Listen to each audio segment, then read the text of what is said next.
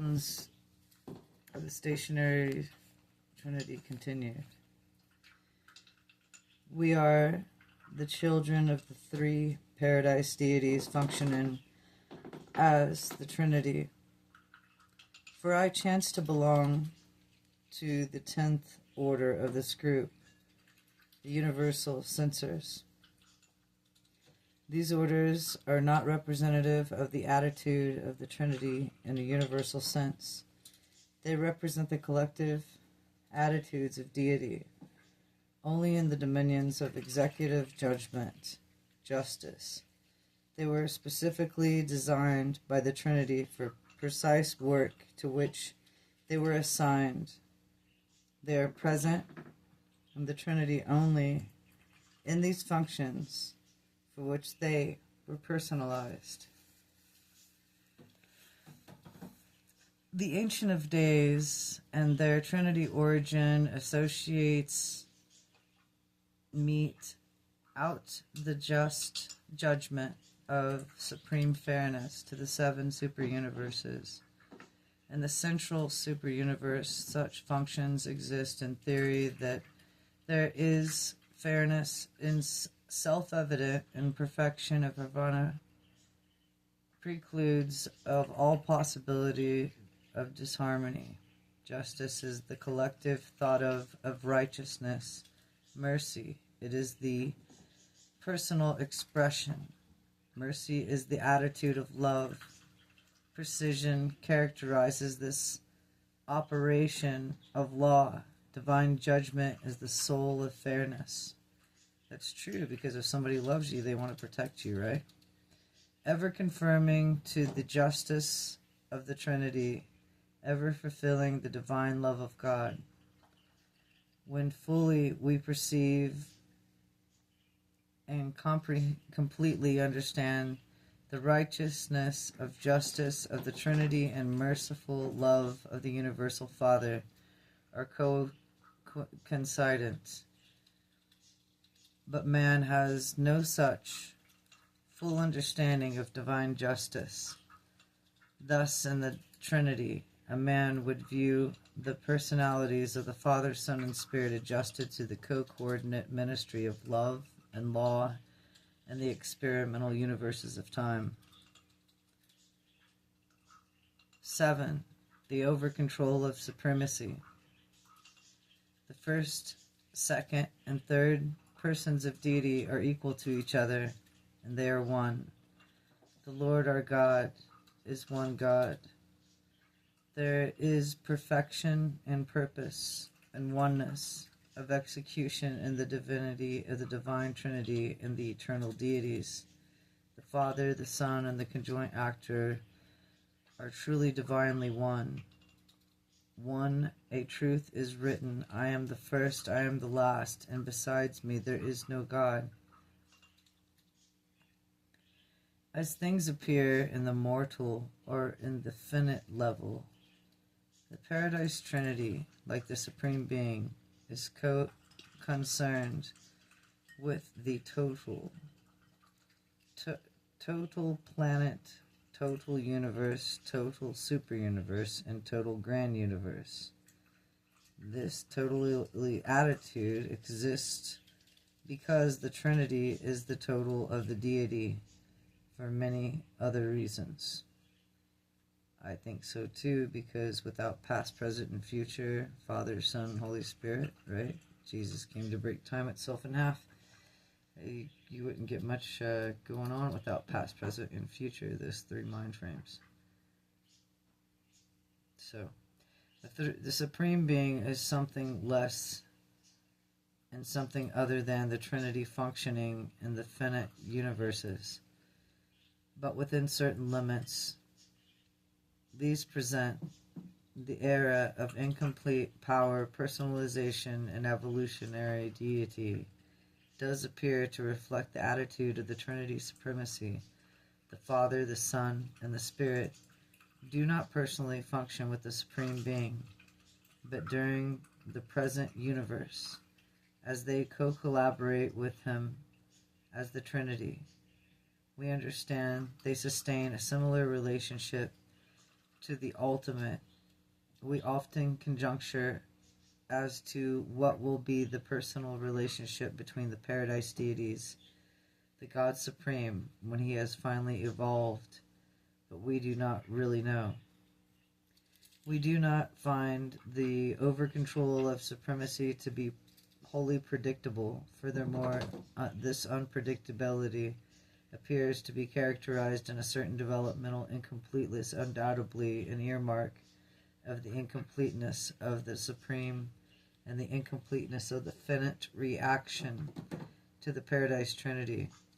The mortal mind can immediately think of 1,001 things, of catastrophic physical events, of appalling accidents, or painful disasters as the world's scourges, and ask another, such as visitations are correlated in the unknown maneuvering of this such probable functioning of the Supreme Being. Frankly, we do not know, we're really not sure that we do observe that as time passes and all these difficulties or less mysterious situations always work with the welfare progress of the universe.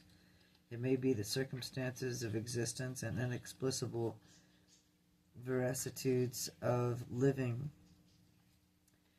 and interwoven of the meaningful pattern of a high value by the function of the Supreme and over control of the deity.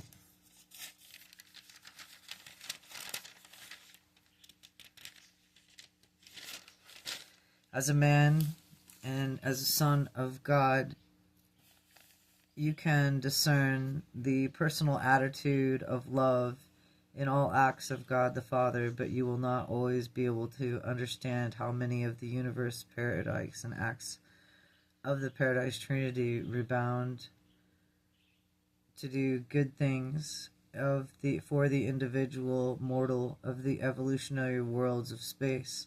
In the progress of eternity, these acts of Trinity will be revealed altogether meaningful and considerate, but they do not always so appear to the creatures of time.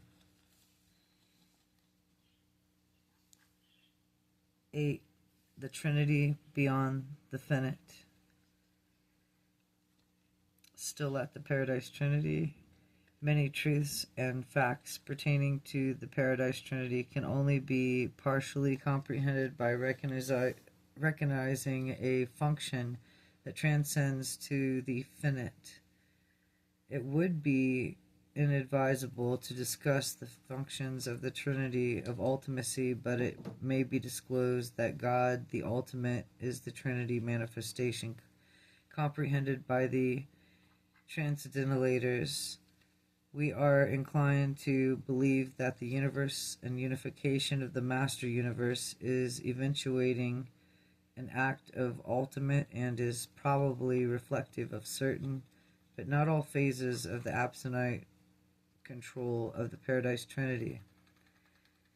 The ultimate is unqualified manifestation of the Trinity in the relation to the absolute only in the sense that the Supreme thus partially represents the Trinity in relation to the finite. The Universal Father and the Eternal Son and the Infinite Spirit are, in certain sense, the constituent personalities of the total deity.